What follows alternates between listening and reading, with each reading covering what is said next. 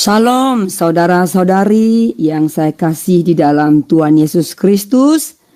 Selamat pagi Indonesia, selamat menjelang malam untuk New York, dan selamat tengah malam untuk Jerman dan Eropa sekitarnya ya.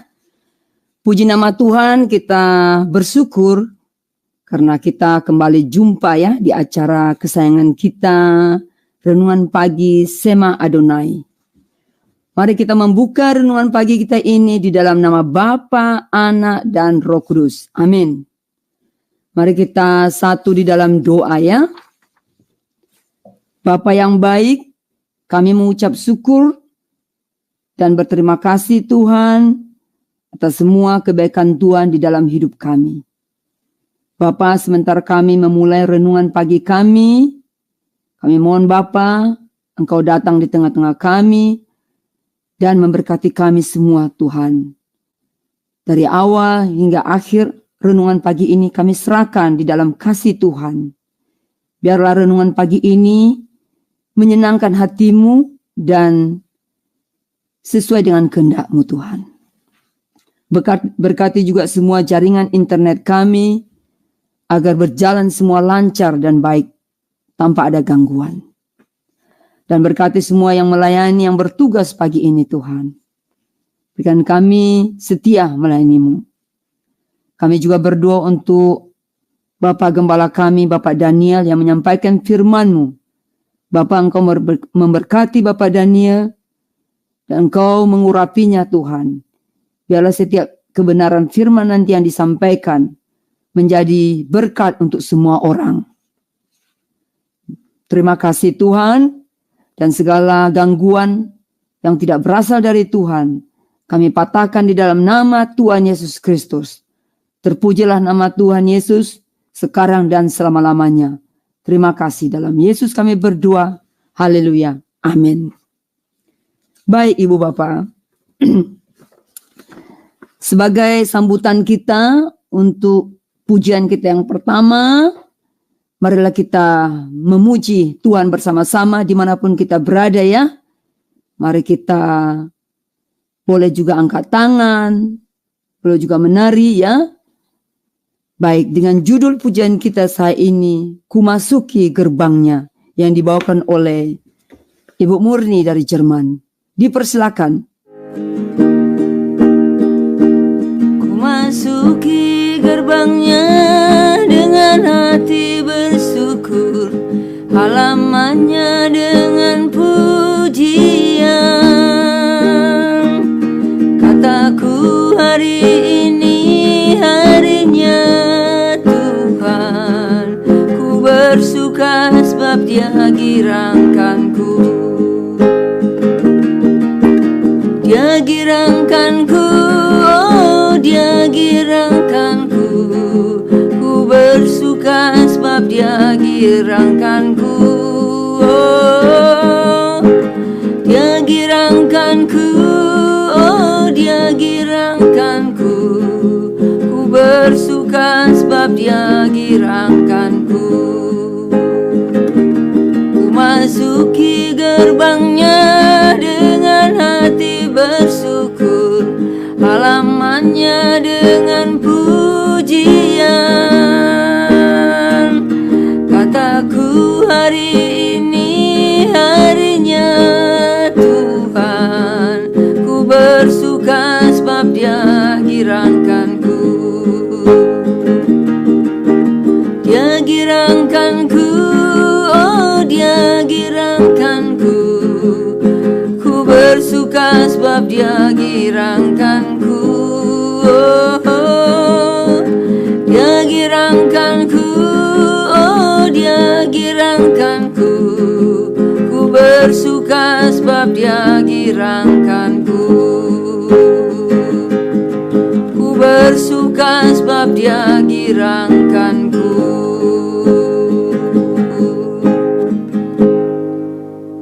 Puji nama Tuhan ya, pujian ini sangat luar biasa ya. Ku masuki gerbangnya. Ya, kita sekarang sudah masuki dalam gerbangnya. Sebentar lagi kita memulai renungan pagi kita dan kita akan mendengar firman-Nya ya. Hari ini kita betul-betul bersyukur dengan Tuhan karena Tuhan begitu baik untuk kita.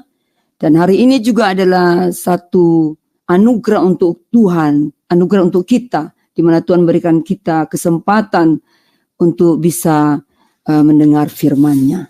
Amin ya. Baik saudara-saudara yang saya kasih dalam Tuhan Yesus Kristus, saatnya tibalah kita mendengar kebenaran firman Tuhan yang dibawakan oleh Bapak Gembala kita Pak Daniel dengan tema kelanjutan yang kemarin ya, mata hati yang terang, part yang kedua. Jadi ini ada sangkut pautnya dengan doa Paulus ya. Jadi kita bagi yang mencatat, catat ya, karena ini sangat penting sekali. Saya di sini mencatat juga ini karena ini tema-temanya luar biasa, sangat saya diberkati. Mari kita tenangkan hati kita, mari kita mendengar firman-Nya. Dipersilakan Pak Daniel. Shalom, selamat pagi. Saudara-saudaraku yang dikasihi Tuhan, selamat memasuki hari-hari sibuk menjelang Natal. Kiranya Bapak Ibu diberi kekuatan dan sukacita untuk merayakan Natal. Nah, sebelum kita merenungkan firman Tuhan, mari kita tunduk kepala, kita berdoa. Bapa yang ada di dalam surga, Bapa yang mengasihi kami dan kami kasihi di dalam Yesus Kristus, pagi ini kami sungguh berterima kasih. Tuhan bangunkan kami dengan tubuh yang sehat segar dan tetap bergairah untuk berjalan sepanjang hari ini bersama dengan Tuhan. Dan kami berdoa Bapa supaya renungan firman Tuhan yang akan kami dengar itu dapat menuntun kami, sehingga sepanjang hari ini dan sepanjang hidup kami senantiasa melakukan apa yang menyenangkan hati-Mu. Kami berdoa, kami sambut firman Tuhan dalam nama Yesus. Haleluya. Amin. Nah, puji Tuhan saudara, lagu tadi ya, ku masuki gerbangnya dengan hati bersyukur. Nah, itu kalau saudara memperhatikan itu dari struktur bait Allah. Bait Allah itu terdiri dari 3 ruangan. Halaman depan itu adalah tempat di mana jemaat itu bersuka-suka karena di situ mereka dapat mempersembahkan korban-korban bakaran kepada Tuhan. Kemudian masuk di dalam ruang kudus. Di situ mereka dapat bersekutu, di situ mereka dapat mendengarkan firman Tuhan, dan di situ juga mereka dapat menaikkan doa-doa. Dan kalau saudara perhatikan di dalam skema atau gambar dari bait Allah itu, maka antara ruang Maha Kudus dengan ruang kudus itu ada satu sekat, tetapi di dekat dengan sekat itu ada mezbah doa. Nah, jadi mezbah doa itu adalah satu tempat yang sangat dekat dengan ruang Maha Kudus. Ya, jadi itu menandakan juga bahwa dalam kita memulai ibadah itu kita mulai dengan puji-pujian sukacita. Sesudah itu kita dibimbing dengan kebenaran firman Tuhan.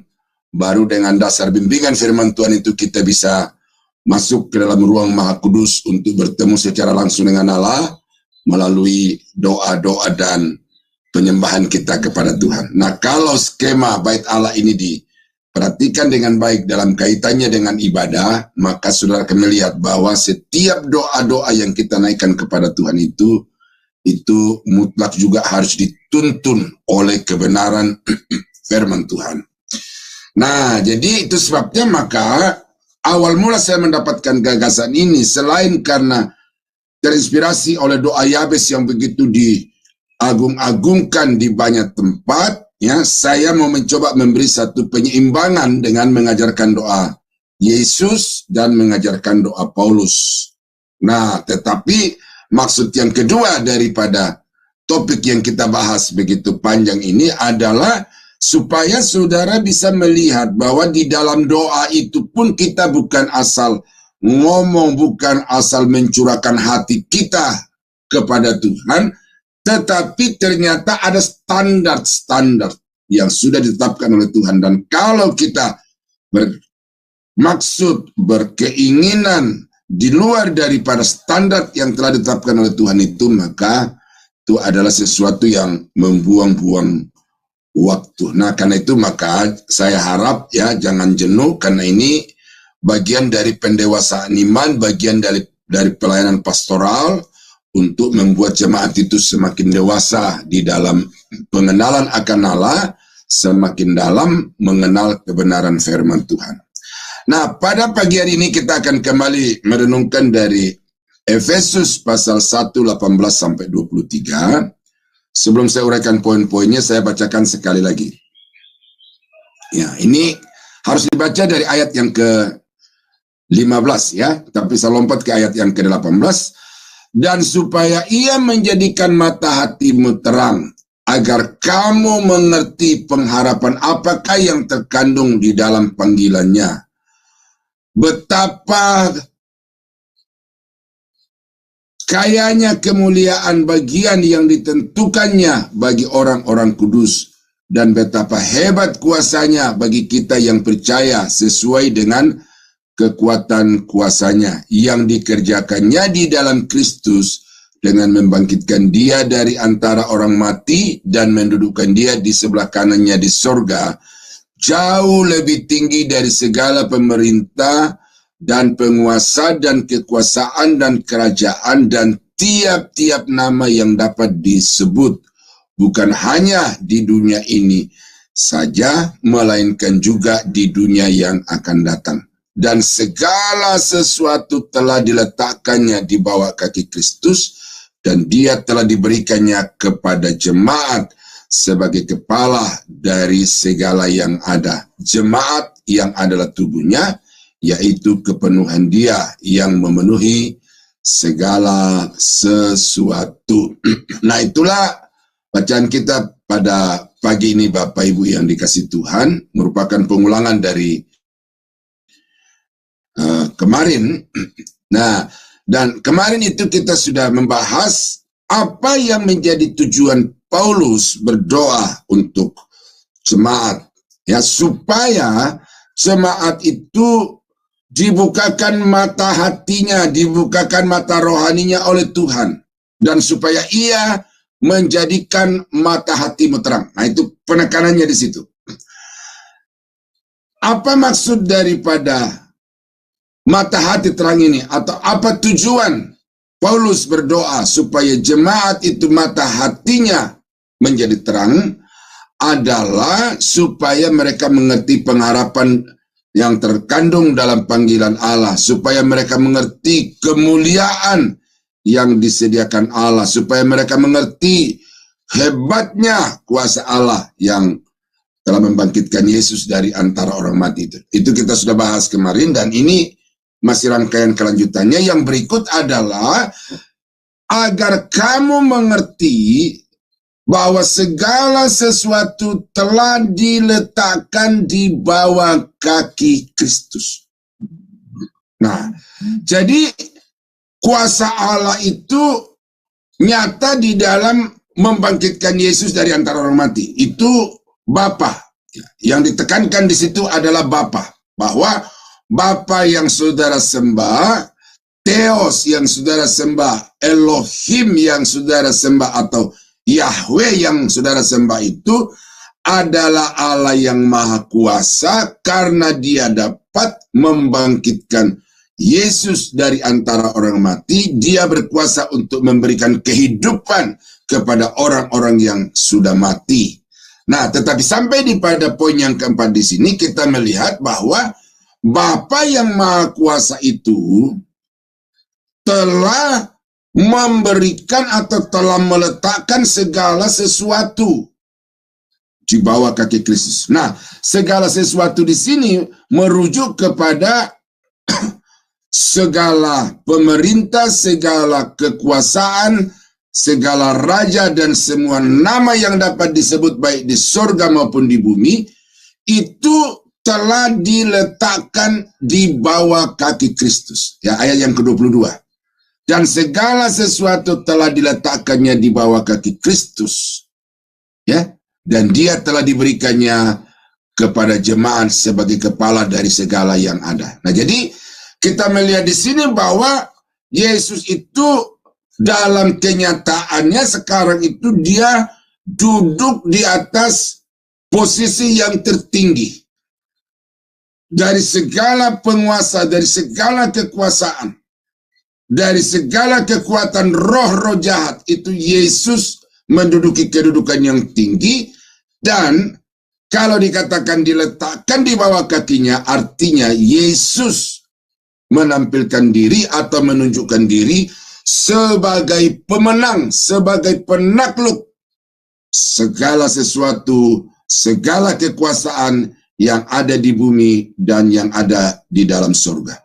Nah, jadi karena itu secara teologi, saudara-saudara, ya, pelayanan okultisme, pedukunan dan lain sebagainya itu, nggak usah saudara mau digoreng-goreng ke sana kemari oleh dukun ini, dukun itu, oleh pendeta mantan dukun ini, mantan dukun itu. Nggak usah digoreng-goreng seperti itu.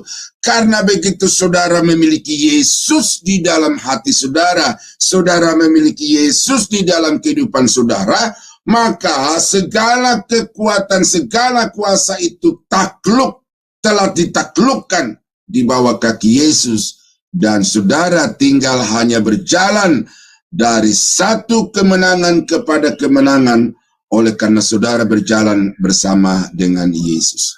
Ini rahasia yang mutlak saudara pahami sebagai anak-anak Tuhan, bahwa saudara itu adalah pemilik pemenang Yesus. Bahwa saudara itu adalah milik dari Yesus sang pemenang. Nah, kalau saudara itu adalah milik dari Yesus sang pemenang, apakah Yesus tidak berkuasa untuk menjaga, memelihara, dan melindungi saudara? Sementara Alkitab mengatakan bahwa kita ini dijaga oleh Tuhan seperti kita menjaga biji mata kita. Ya, bagaimana saudara memperlakukan biji mata saudara? Ya, ini saya minta didoakan, dan saya juga berdoa dalam 1 minggu ini, karena ini kedua kalinya mata saya agak terganggu. Setiap saya gerakkan bola mata itu ada bayang-bayang seperti sarang laba-laba yang bergerak-gerak gitu. Nah, jadi saya agak sedikit terganggu oleh karena biji mata saya itu mungkin di urat-uratnya itu ada apakah lemak-lemak atau apa, sehingga itu muncul di dalam pemandangan saya itu bayang-bayang hitam-hitam yang. Nah, jadi sekarang saya sedang berdoa, saya sudah menanyakan anak saya, istri saya, bagaimana ini? Apakah BPJS bisa mengcover kalau mata gitu? Karena apa? Karena saya ingin supaya biji mata saya itu tetap sehat, tetap normal untuk bisa belajar, untuk bisa mengajar. Ya, karena tidak mungkin saya bisa mengajar dengan mata yang tidak bisa melihat. Nah, jadi saya angkat ini sedikit untuk memperlihatkan kepada saudara satu realita, bahwa kita itu sangat menjaga, sangat melindungi mata kita, karena itu adalah salah satu bagian tubuh yang sangat vital, apalagi sebagai seorang hamba Tuhan. Nah, Tuhan memperlakukan kita seperti biji matanya, dan Tuhan yang kita sembah itu adalah Tuhan yang berkuasa atas segala yang berkuasa. Berarti saudara sebagai biji mata Tuhan, ya tidak usah terlalu takut, tidak usah terlalu khawatir di dalam menghadapi apapun di tengah-tengah dunia ini. Ya, 1 Korintus 15 ayat yang ke-25 sampai 27. Karena ia harus memegang pemerintahan sebagai raja sampai Allah meletakkan semua musuhnya di bawah kakinya. Sekarang ini musuh masih terus berusaha untuk mengganggu, ya, seperti Hamas, ya, Hizbullah itu terus mengganggu Israel, gitu ya. Mereka tahu kekuatannya, tetapi mereka terus mengganggu. Nah, iblis juga begitu, terus mengganggu, terus mengganggu. Dan nanti puncaknya, Yesus akan mengalami kemenangan ketika perang Harmagedon itu, dia akan menghancurkan semua musuh-musuhnya. Dan di situ semua musuh-musuh dari Yesus dan gerejanya akan takluk di bawah kaki Yesus. Musuh yang terakhir yang dibinasakan ialah maut, sebab segala sesuatu telah ditaklukkannya di bawah kakinya. Tetapi kalau dikatakan bahwa segala sesuatu telah diletakkan, maka teranglah bahwa ia sendiri yang telah menaklukkan segala sesuatu di bawah kaki Kristus itu tidak termasuk di dalamnya. Nah, ini ayat yang ke-27 ini dalam, saudara, teologinya ini. Ya, ada Yesus yang kepadanya ditaklukkan segala sesuatu.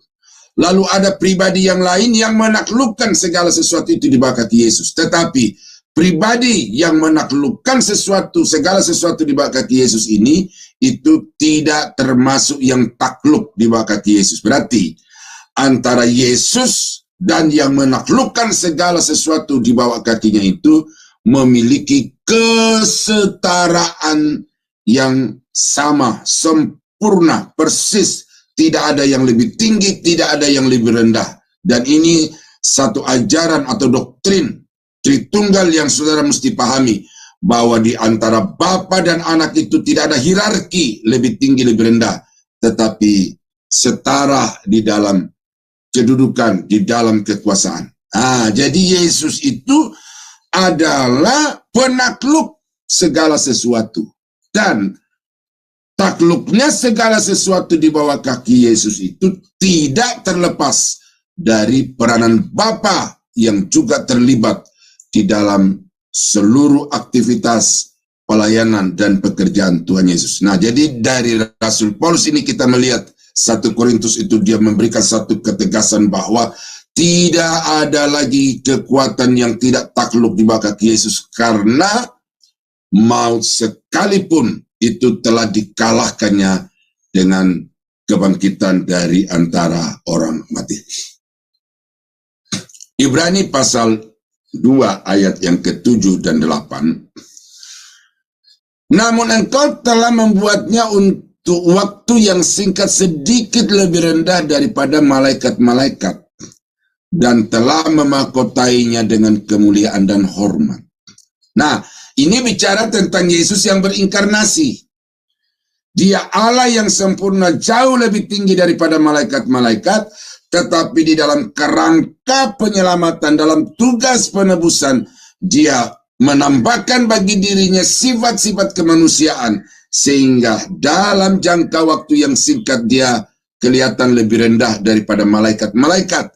Tetapi kemudian sesudah tuntas karya penyelamatan dan penebusan itu, dia kembali kepada posisi semula, dia kembali kepada kemuliaan semula. Kisah Rasul pasal 1. Maka segala sesuatu, ya ayat yang ke-8, segala sesuatu telah engkau taklukkan di bawah kakinya, sebab dalam menaklukkan segala sesuatu kepadanya tidak ada sesuatu pun yang ia kecualikan. Tidak ada sesuatu pun yang dia kecualikan. Dari semua kekuatan yang ada di bawah kolong langit ini ditaklukkan oleh Bapa di bawah kaki Yesus. Yang tidak takluk kepadanya, nah yang tidak takluk kepadanya itu ya yang ya semuanya ditaklukkan kepadanya itu kecuali Bapa. Tetapi sekarang ini belum kita lihat bahwa segala sesuatu telah ditaklukkan kepadanya. Nah, jadi dari sudut pandang kita sebagai manusia, kita belum melihat.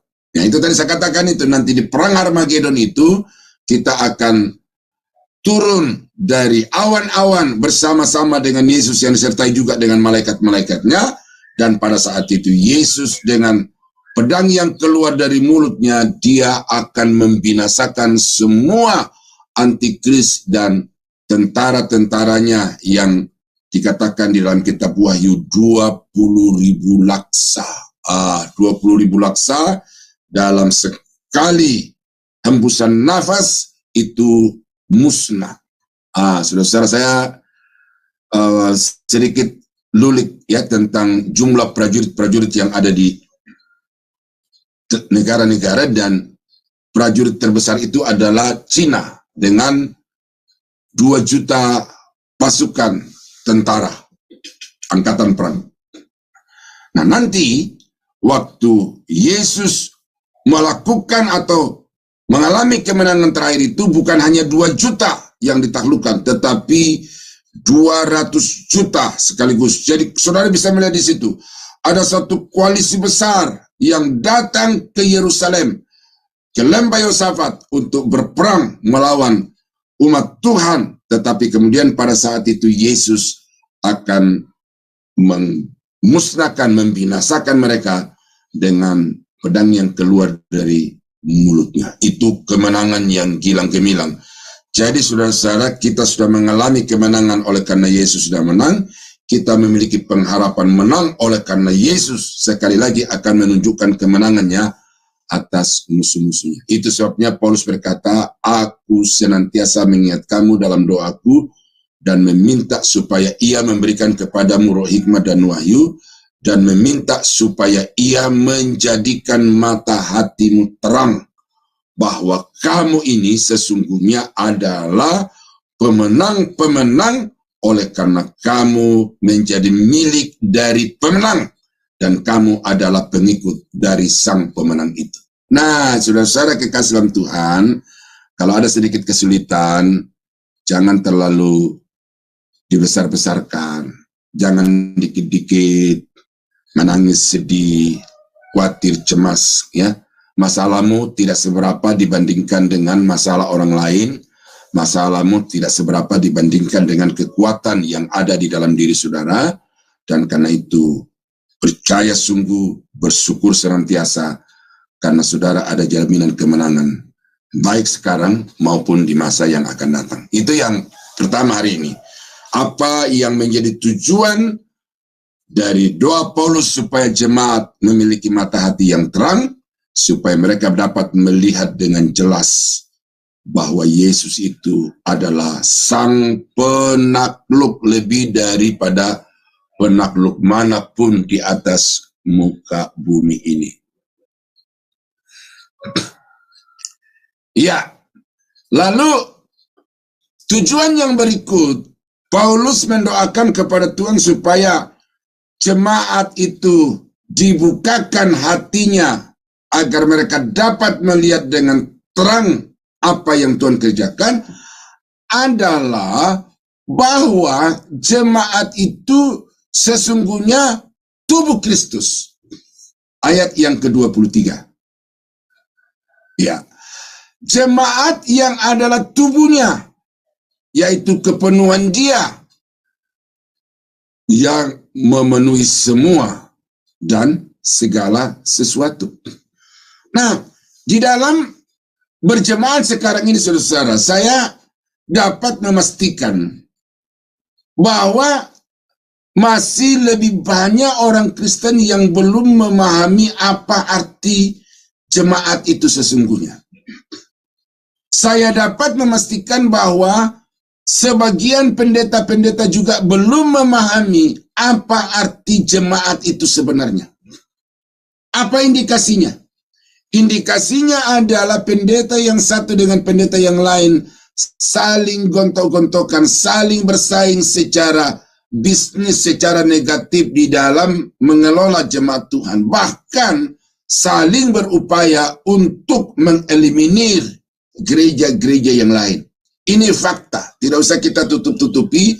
Bagaimana pendeta-pendeta itu memiliki satu daya kompetisi yang begitu tajam di antara satu dengan yang lain, sehingga kalau perlu jemaat yang lain itu menjadi hilang dari peredaran. Saya membaca daftar-daftar gereja yang terbesar di Indonesia. Wah, ini yang menjadi target dari gereja-gereja secara organisasional itu. Membuat satu gereja denominasinya menjadi lebih besar dari gereja-gereja manapun. Dan untuk itu tidak peduli gereja yang lain. Walaupun di situ sudah ada gereja, saya datang bangun gereja lagi. Dan jemaat yang ada di gereja yang sudah ada itu saya sedot supaya dia mati dan saya hidup. Itu contoh konkret dari betapa masih banyak pendeta-pendeta yang tidak mengerti apa sesungguhnya jemaat itu. Jemaat itu adalah tubuh Kristus. Nah, kenapa Paulus menganalogikan gereja sebagai tubuh Kristus? Supaya saudara dengan mudah dapat melihat apa yang ada di dalam tubuh saudara itu. Yang tampak di luar saja, tangan berbeda dengan kaki. Ya. Tampak di luar fungsi kaki, fungsi tangan berbeda.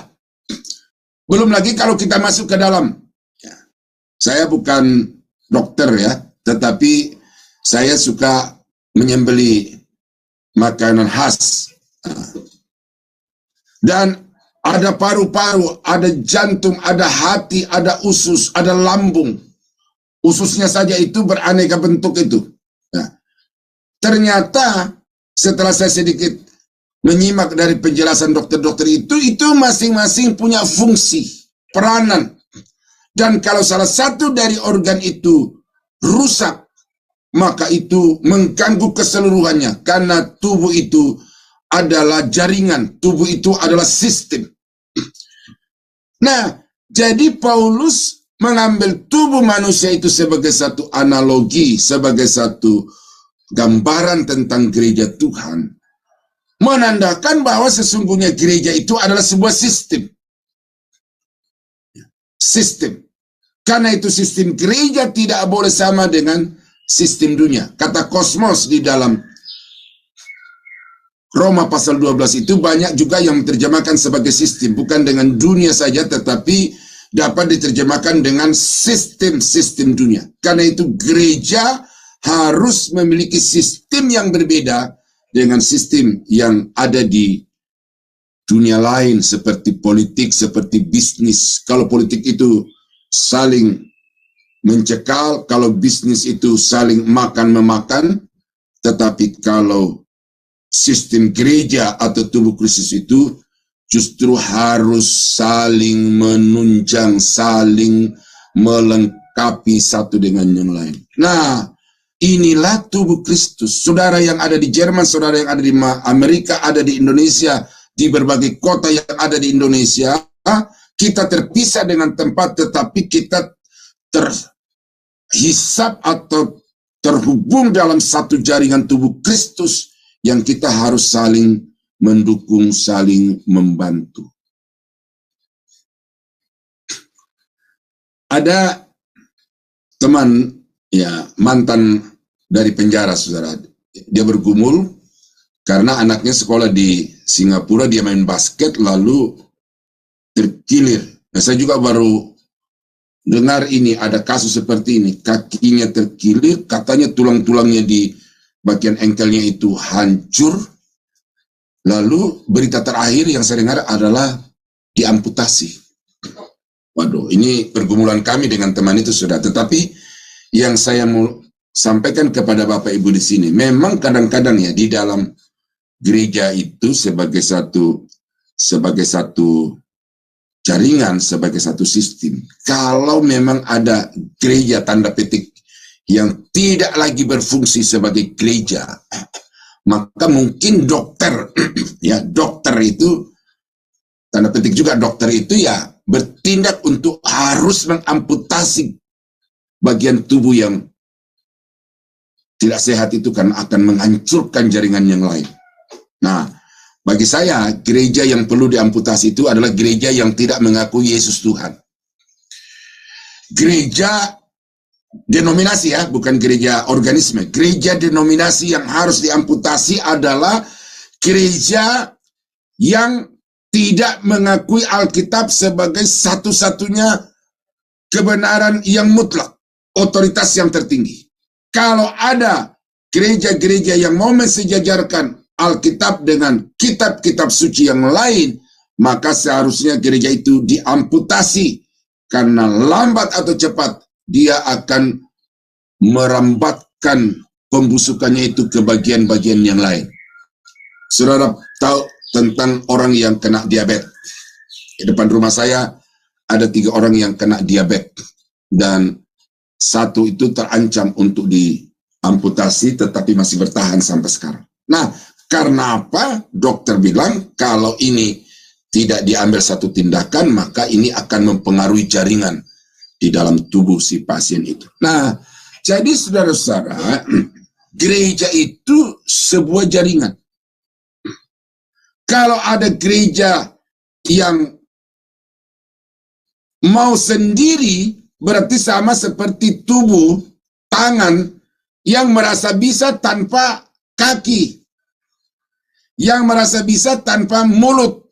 Tangan bisa merasa bisa tanpa bagian dalam dari tubuh manusia. Ini satu kesombongan yang harus disadari oleh jemaat, bahwa tidak ada satu jemaat itu yang bisa berdiri sendiri tanpa terhubung, terkoneksi, tanpa bersekutu dengan jemaat yang lain di seluruh dunia ini. Karena itu kita mengenal ada namanya gereja yang universal, gereja yang invisible. Nah, itu nanti saudara akan dapatkan itu di dalam program kita Sola Scriptura itu. Ya, nah, jadi gereja harus dipahami sebagai sebuah tubuh. Orang-orang yang mata hatinya terbuka, yang dapat mengerti itu. Kalau mata hatinya gelap, kalau mata hatinya buta, mata hatinya diliputi dengan segala hal-hal yang bersifat duniawi, maka dia tidak akan paham itu. Maka itu sebabnya Paulus berdoa kepada Tuhan supaya kepada jemaat di Efesus itu dibukakan mata hatinya oleh Tuhan supaya mereka melihat bahwa sesungguhnya jemaat Efesus adalah bagian dari jemaat di Yerusalem, bagian dari jemaat yang ada di Antioquia, di Filipi, Kolose, dan lain sebagainya. Oleh sebab itu, di antara sama jemaat yang tersebar di berbagai wilayah itu, harus ada hubungan kasih mesra, sebagaimana suami istri, sebagaimana sebagaimana Yesus mengasihi jemaat. Maka di antara jemaat satu dengan yang lain itu juga harus saling mengasihi, sebagaimana kasih di antara bapak dan anak itu. Yohanes pasal 17. Nah, jadi saudara, saya agak lambat di sini, panjang di sini dan tegas di sini karena ini pergumulan saya untuk melihat gereja-gereja Tuhan bukan saja di dunia tetapi di Indonesia. Ya, kalau di dulu itu bagaimana gereja Koptik berperang dengan gereja Syria, gereja Koptik berperang melawan gereja Roma, gereja Syria berperang melawan gereja Nestorian itu sejarah mencatat itu, dan itu sejarah kelam memilukan hamba-hamba Tuhan yang mata hatinya telah terbuka karena ada tubuh yang saling mencelakakan satu dengan yang lain. Apakah ada di antara ibu yang tega mengambil pisau di tangan kanan lalu potong tangan kiri atau potong kaki kiri? Bagi saya itu mustahil. Nah, itu sebabnya saudara, mari kita melihat bahwa saya ini, walaupun saya ada di satu denominasi tertentu, tetapi saya adalah bagian dari denominasi yang lain karena kita sama-sama tubuh Kristus. Oleh karena itu seorang jemaat yang mata hatinya telah terbuka oleh Tuhan itu dia tidak fanatik gereja. Dia tidak fanatik hamba Tuhan. Karena dia tahu bahwa kau saudaraku, aku saudaramu. Engkau di dalam Yesus, aku di dalam Yesus. Engkau berdiri di atas Alkitab, aku berdiri di atas Alkitab. Maka kita sesungguhnya adalah saudara di dalam Tuhan. Kita sesungguhnya adalah satu tubuh di dalam Kristus Yesus. Ini saudara ya. Jadi penggembalaan di Indonesia ini harus tata ulang, direkonstruksi pemahaman orang-orang yang menduduki jabatan sebagai gembala sidang. Karena apa? Karena mereka tidak paham apa arti penggembalaan yang sesungguhnya itu. Tadi malam saya ditelepon oleh mantan murid saya yang juga punya semangat yang melayani tinggi, lalu dia bertemu dengan seorang yang menggembalakan satu jemaat. Lalu ada diskusi di antara mereka. Lalu pendeta ini berkata sama murid saya ini, saya tidak perlu dalam-dalam untuk memahami teologi karena saya kan bukan pengajar, saya itu penggembalaan, jadi saya itu di bidang pastoral. Saya katakan kepada murid saya ini, justru seorang gembala itu harus paham betul tentang teologi supaya dia tahu memberikan kepada jemaatnya pengajaran yang benar. Karena penggembalaan itu sejatinya sesungguhnya adalah memberikan kepada jemaat makanan rohani yang sehat. Khotbahnya harus berdasar kepada Alkitab, ajaran yang komprehensif dari Alkitab. Nah ini saudara, jadi saudara saya bawa kepada ranah itu supaya saudara melihat bahwa saudara sebagai jemaat itu punya hak untuk mendapatkan makanan rohani yang sehat dari gembala-gembala saudara. Saudara juga punya kewajiban untuk mencari makanan yang sehat, bukan asal senang, bukan asal suka. Seperti anak kecil yang dikasih permen, dikasih ciki, dikasih nano-nano dan lain sebagainya. Itu orang Kristen yang bayi rohani itu. Tetapi orang Kristen yang sehat, jemaat yang bertumbuh, dia akan tahu membedakan mana yang benar, mana yang salah, dan kemudian dia akan mengikuti ajaran yang benar. Ya. Nah, dalam 1 Korintus 12 ayat 12 sampai 14, karena sama seperti tubuh itu satu dan anggota-anggotanya banyak, dan segala anggota itu sekalipun banyak merupakan satu tubuh, demikian pula Kristus. Ya, Kristus kepala, gereja anggotanya. Banyak anggotanya, tetapi sesungguhnya satu tubuh. Sebab dalam satu roh kita semua, baik orang Yahudi maupun orang Yunani, baik budak maupun orang merdeka, telah dibaptis menjadi satu tubuh, dan kita semua diberi minum dari satu roh. Karena tubuh juga tidak terdiri dari satu anggota, tetapi atas banyak anggota. Nah, jadi saya mau jelaskan macam apa lagi nih saudara, ya. Saya sudah jelaskan tadi panjang lebar, ini Alkitabnya ini yang menjadi dasar saya untuk menjelaskan tadi itu. Jadi bukan karang-karang, ya. Ini ajaran bukan ajaran kaleng-kaleng, ini ajaran yang bersumber, berdasar dari Alkitab. Nah, Efesus pasal 1 ayat yang ke-9 dan 10. Sebab ia telah menyatakan rahasia kehendaknya kepada kita, sesuai dengan rencana kerelaannya, yaitu rencana kerelaan yang dari semula ditetapkannya di dalam Kristus, sebagai persiapan kegenapan waktu, untuk mempersatukan di dalam Kristus sebagai kepala segala sesuatu, baik yang di surga maupun yang di bumi. Mempersatukan segala sesuatu yang ada di bumi. Ini jemaat-jemaat ini. Jadi kalau sudah mengatakan saya ini pengikut Yesus, saya ini anak Tuhan, anak Yesus, buktikan itu dengan mau hidup di dalam kesatuan, hidup di dalam kerukunan dengan sesama anak-anak Tuhan dari gereja-gereja, dalam arti denominasi-denominasi yang lain. Ini penting saudara ya. Jadi doa Rasul Paulus ini betul-betul merupakan doa yang orang bilang sangat teologis, iya, tetapi juga sangat praktis, tergantung sejauh mana pemahaman dari pengajar-pengajar itu. Jadi jemaat itu harus bersatu. Nah, itulah semua tujuan daripada Paulus mendoakan supaya mata hati jemaat di Efesus itu terang. Ada 5 tujuannya. Nah, tetapi ada satu bagian doa lagi dari Rasul Paulus yang juga penting saudara pahami. Saya tambahkan ke poin ini, terambil dari Filemon. Ya, apa juga yang perlu jemaat itu sadari, pahami, mengerti di dalam berjemaat, yaitu bersekutu untuk bertumbuh dalam pengetahuan yang baik. Nah, baik di sini tentu benar ya. Filemon ayat 6. Dan aku berdoa, ini surat Paulus kepada Filemon, agar persekutuanmu di dalam iman turut mengerjakan pengetahuan akan yang baik di antara kita untuk Kristus.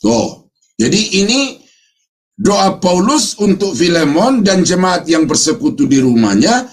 Ini sejalan dengan apa yang Paulus doakan untuk jemaat di Efesus tadi itu. Bahwa jemaat itu harus bertumbuh di dalam pengetahuan yang benar, bertumbuh di dalam pengetahuan yang baik.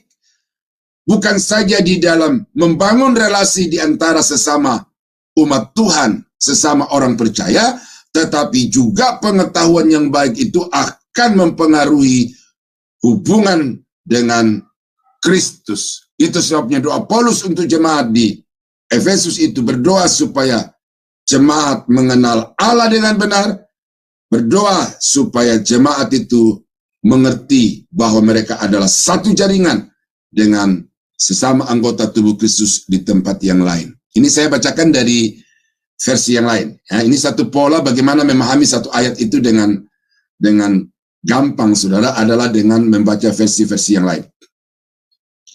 Aku berdoa supaya kiranya persekutuan imanmu berfaedah dengan pengenalan tiap-tiap perkara yang baik yang ada di dalam kita untuk hal Kristus. Nah, jadi saudara bersekutu itu tujuannya supaya saudara bertumbuh di dalam hal-hal yang baik yang berkaitan dengan hubungan saudara dengan Kristus. Ya.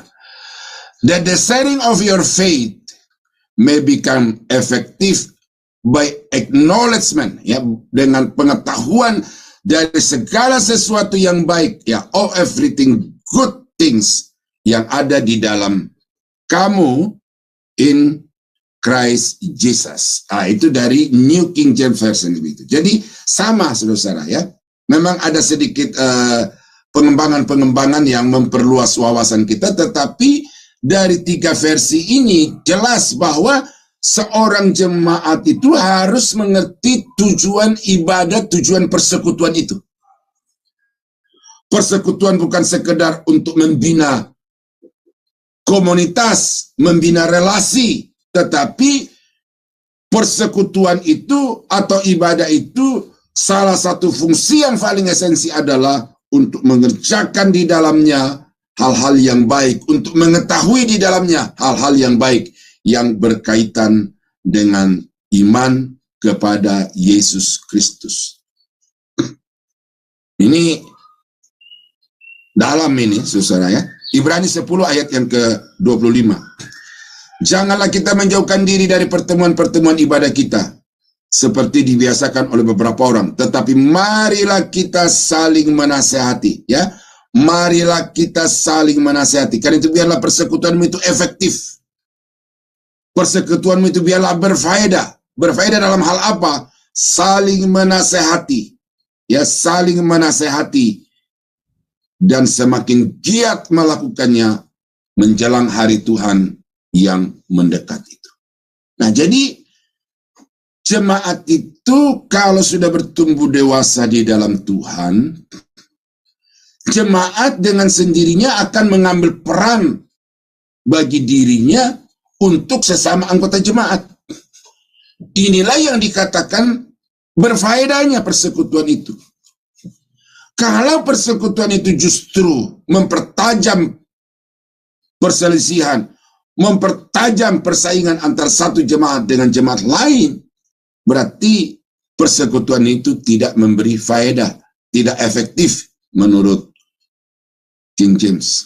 Nah, oleh karena itu maka Paulus menasihatkan, mari kita melakukannya dengan semakin giat, memberi nasihat satu dengan yang lain di dalam hal pertumbuhan iman kepada Yesus Kristus. Nah, 1 Tesalonika 5 ayat 9-11. Karena Allah tidak menetapkan kita untuk ditimpa murka, tetapi untuk beroleh keselamatan oleh Yesus Kristus Tuhan kita, yang sudah mati untuk kita, supaya entah kita berjaga-jaga, entah kita tidur, kita hidup bersama-sama dengan Dia. Ya, ayat yang ke-11, ini gongnya. Karena itu nasihatilah seorang akan yang lain, dan saling membangunlah kamu seperti yang memang kamu lakukan. Jadi jemaat itu harus saling membangun. Apalagi pendeta. Pendeta harus lebih berperan di dalam pembangunan jemaat.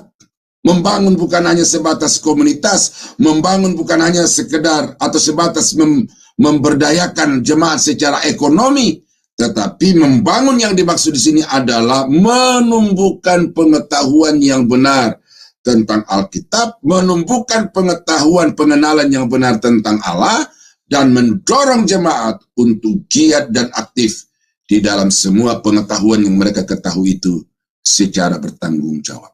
Nah, jadi saudara-saudara kekasih dalam Tuhan, doa Paulus untuk Filemon dan orang-orang yang ada di rumahnya itu melengkapi doa Paulus untuk jemaat di Efesus. Nah, karena itu saudara-saudara, setelah saya menguraikan dari awal doa-doa Paulus ini, saya harap saudara mengerti sekarang bahwa kita tidak cukup untuk Tuhan berikan aku makanan yang cukup, berikan aku mobil, berikan aku kendaraan untuk bisa pelayanan kemana-mana, berikan aku rumah yang nyaman, berikan aku rumah tangga yang damai. Ya, itu tidak bisa, tidak harus didoakan, tetapi tidak cukup. Ya, itu penekanan saya, tidak cukup sampai di situ.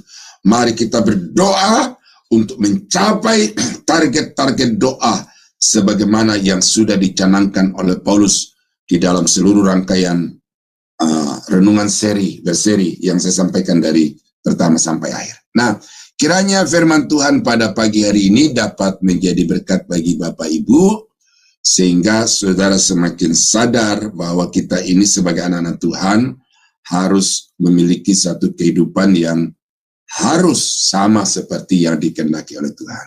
Mari kita berdoa. Bapa, terima kasih untuk firman-Mu pada pagi hari ini, merupakan sesi terakhir dari rangkaian doa Paulus. Kami berdoa Bapa supaya hati kami diterangi oleh firman-Mu, diterangi oleh Roh-Mu yang kudus, sehingga kami boleh semakin mengerti dengan jelas apa tujuan panggilan Tuhan dan apa tanggung jawab kami terhadap sesama jemaat Tuhan di tengah-tengah dunia ini. Hamba-Mu akan berhenti berbicara, tetapi kiranya Roh Kudus terus berbicara bagi umat-Mu, supaya dimanapun mereka berada, mereka tetap bergairah untuk bertumbuh di dalam mengenal Engkau, dan juga semakin erat hubungannya di antara satu dengan yang lain, tanpa memperhatikan latar belakang suku, tempat tinggal atau negara, tetapi kami semua saling mengasihi sebagai sesama anggota tubuh Kristus. Terpuji nama-Mu Bapa, dalam nama Yesus kami berdoa. Haleluya. Amin. Saya kembalikan kepada Ibu Murni. Ya, amin ya. Terima kasih Pak Daniel atas untuk kebenaran firman Tuhan yang baru disampaikannya. Sangat luar biasa sekali. Saya percaya kita semua yang pendengar hari ini pasti diberkati semua ya, lewat firman yang baru kita dengar ini. Baiklah, untuk melanjutkan cara kita renungan pagi kita, saudara-saudara yang terkasih dalam Tuhan, sebagai meresponi firman ini, marilah kita mengangkat satu pujian kembali ya, yang berjudul Sungai Sukacitamu, yang dibawakan oleh Ibu Murni yang dari Jerman, saya sendiri. Dipersilakan.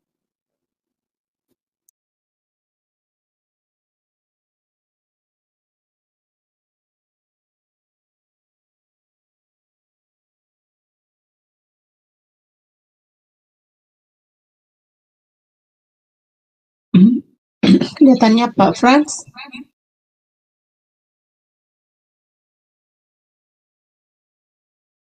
Sungai citamu mengalir di dalamku. Aku bersuka cita dan menari, memuji dan menyembahmu.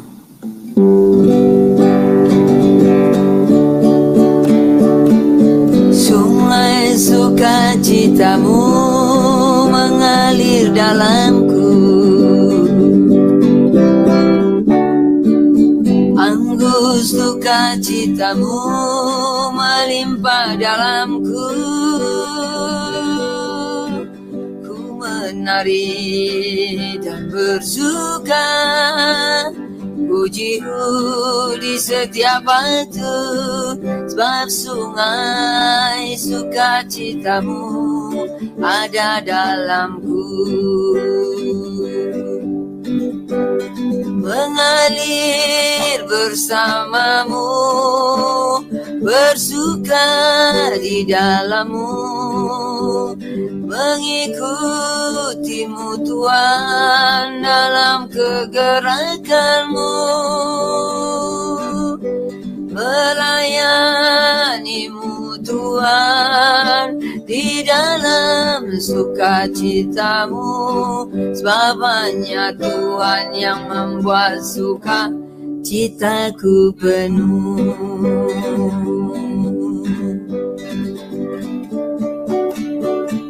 Sungai sukacitamu mengalir dalamku.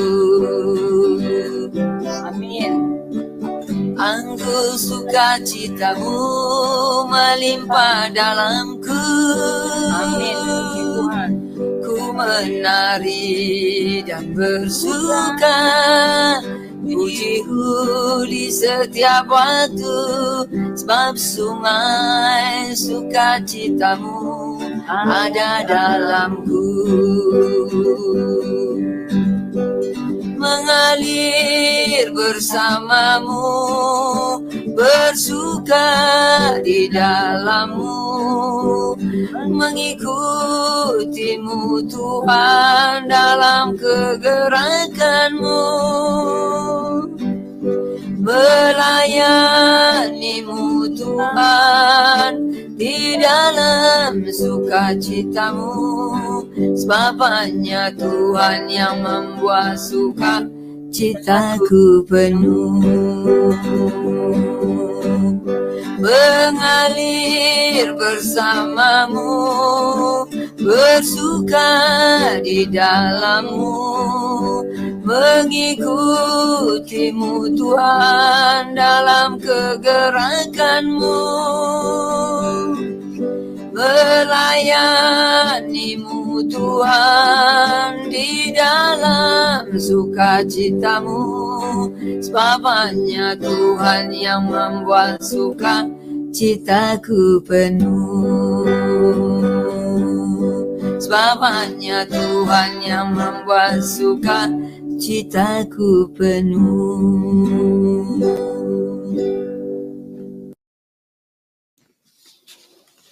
Ya, puji nama Tuhan. Nah, ini salah satu pujian kesukaan saya ini. Saya suka sekali muji pujian ini. Dulu juga saya suka nyanyi di gereja ya, pujian ini. Memang syairnya, melodinya sangat bagus sekali gitu ya. Ya, jika kita tetap di dalam firman-Nya, maka sungai sukacita Tuhan ada di dalam kita. Dan kita bersama-sama dengan Tuhan.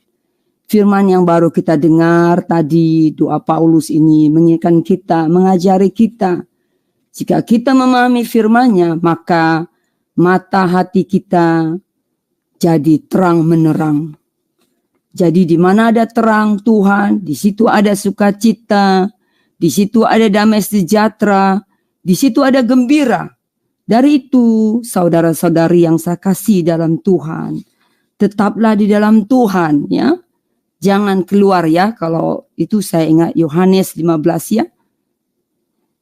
Pasal 15 ayat 4 ya, sampai 5 itu, kalau keluar kita tidak ada damai sejahtera.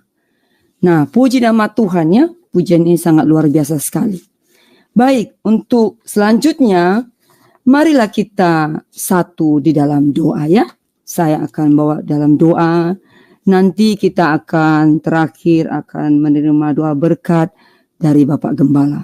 Baik, kita satu dalam doa. Tuhan, kami mengucap syukur terima kasih untuk kebenaran firman yang baru saja kami dengar. Kiranya kebenaran firman ini terus menuntun hidup kami.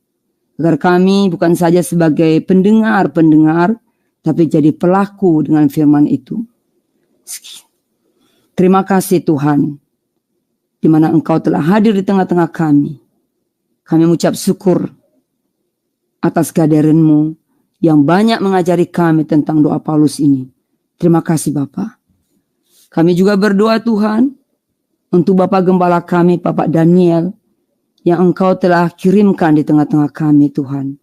Yang banyak sudah menuntun dan mengajari kami Tuhan, bahkan mengingatkan kami untuk terus berjaga-jaga, untuk terus belajar tentang doa-doa yang benar di dalam Engkau Tuhan. Bapak, kami berdoa untuk Bapak Gembala kami ini, kiranya Engkau memberkati dia. Pelayanan Bapak dimanapun berada, urapi dia Tuhan, beri dia terus bertambah-tambah dalam hikmat. agar biarlah setiap firman yang disampaikan nanti menjadi berkat untuk seluruh orang dimanapun Tuhan berada. Bapak, kami berdoa khususnya untuk kesehatan Bapak Gembala kami saat ini, Bapak Daniel Tuhan, yang saat ini ada gangguan di matanya Tuhan. Kami tidak tahu Tuhan apa itu gangguannya, tetapi kami percaya bahwa semua maksud ini adalah baik untuk Bapak Gembala kami. Tuhan, Engkau yang menjamah matanya Tuhan, Engkau yang bisa mengembalikan baik kembali Tuhan, sehingga Bapak Daniel dapat kembali melihat dengan baik tanpa ada gangguan. Sekiranya Bapak Daniel harus juga Tuhan ke rumah sakit atau ke dokter, kami berdoa Tuhan, kiranya Engkau berikan dia satu dokter yang benar-benar dokter yang baik, yang mau menangani Bapak kami Tuhan. Dan berkati nanti segala pengobatan Tuhan. Dan berkati juga keluarga, istri, dan anak dan cucu Bapak Daniel. Bapak, kami serahkan keluarga Pak Daniel ini dalam tangan Tuhan. Biarlah terus Tuhan menjaga dan melindungi mereka. Terima kasih Tuhan. Bapa, kami juga berdoa untuk Sema Adonai Tuhan, yang Engkau telah berikan kepada kami. Kami mengucap syukur Tuhan, lewat Sema Adonai ini kami banyak diberkati Tuhan.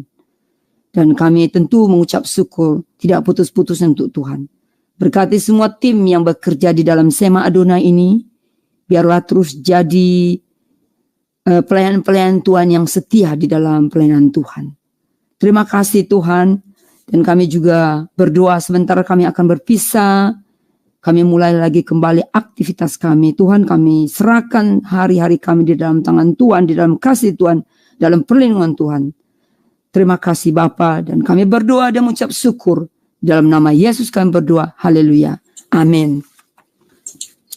Baik saudara-saudara yang kekasih di dalam Tuhan Yesus,